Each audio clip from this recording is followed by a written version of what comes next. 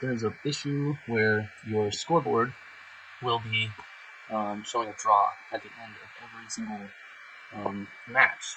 So there's all these counterintuitive ways that people are basically spawning their characters into the game from the pregame lobby into the island itself. And the issue going on is if you spawn using the spawn pad once and then you spawn out in the island as a second spawn, the issue with that is it's counting 2 spawns, so that this was your original spawn, and when everybody in the first spawn ended the match by spawning again.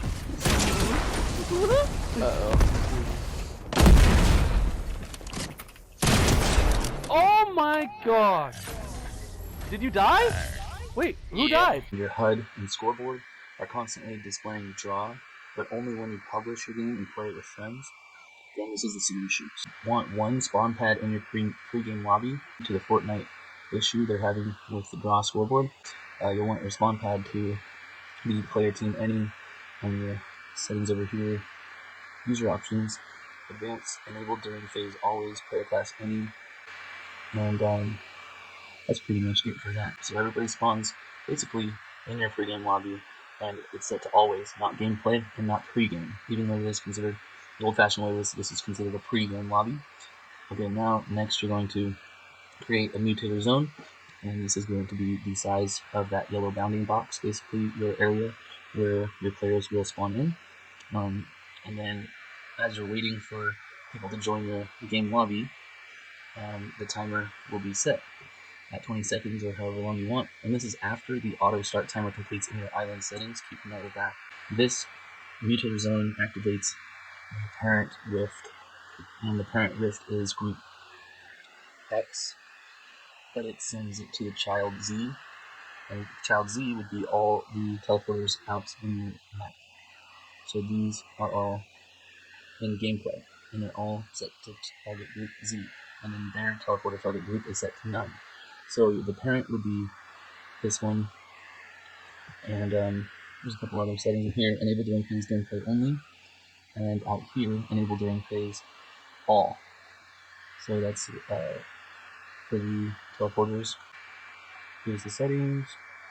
On teleported mutator zone, disable this teleporter, because if you have players spawn from this through the parent to the child, then when they spawn the child, multiple players will spawn through the same teleporter out here, unless you set these teleporters to on teleported mutator zone, disable the rift.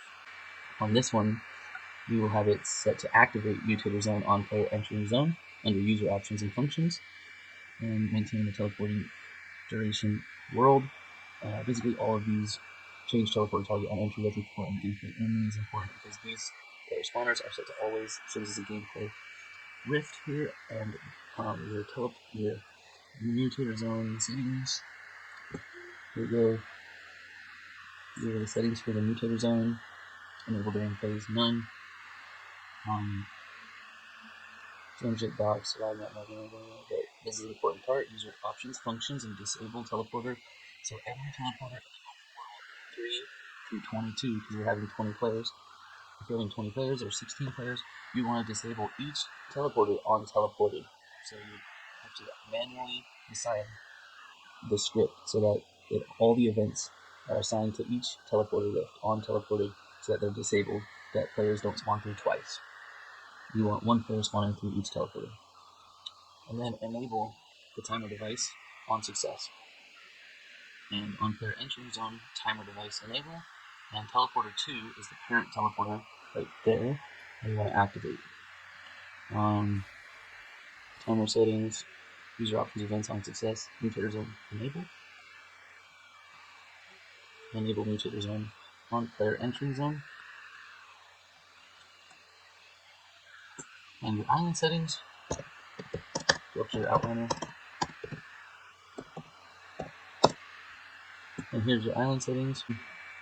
In your island settings, you'll want your max players, your all your basic settings going on. So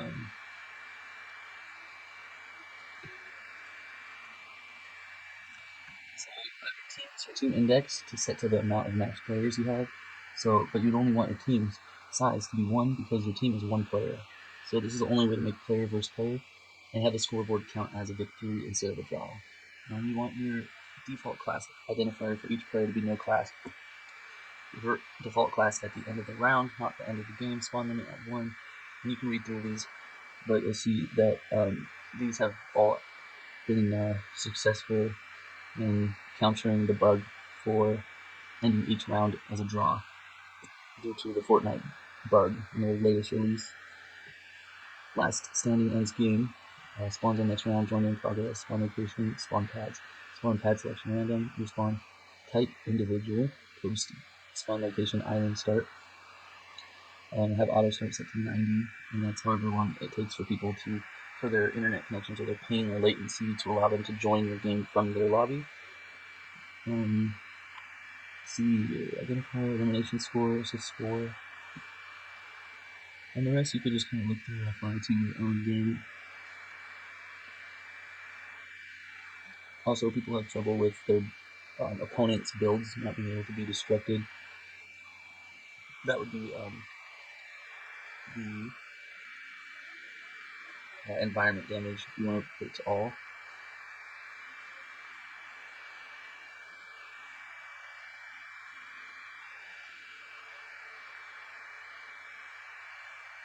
Oh, and another thing you want to do, if this is a player versus player Zonewars, you want the time alive start point to be at round start, and you want the round condition, win condition, to be time alive as well for a PvP free-for-all game.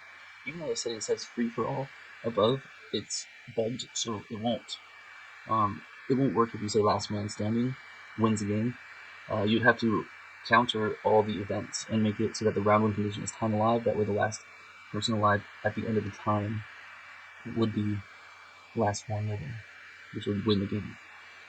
And then your settings are set to team index, the max amount of players you have, and then the team size would be set to individual player. Alright, so that's how you get the settings to work with the mutator zone, the timer, the pregame lobby, the spawn pad, and the parent teleporter and the child teleporter.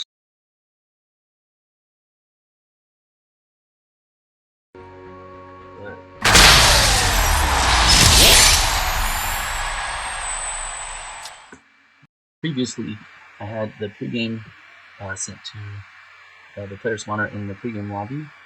This is your lobby where players load in. I have the player set to pregame enabled during phase only pregame and player class any, player team any. Now start on these spawn pads here. In the actual level, in gameplay, we're set to player team any, enabled during phase gameplay only, player class any. And that way, the only way to deliver the player into the map here using this method is to set a explosive device inside the pregame lobby and turn off the VFX so it doesn't show an explosion. That explosive device going off at 20 seconds would eliminate all players in the pregame lobby and then deliver them into the game on player spawn pad gameplay, whereas earlier you spawned in on the pregame spawn pads. So yeah, that function is outdated and there's a bug in the scoreboard, and so we'll start game and show you what happens if you use this method in creating a Zonewars or box fights map. Oh!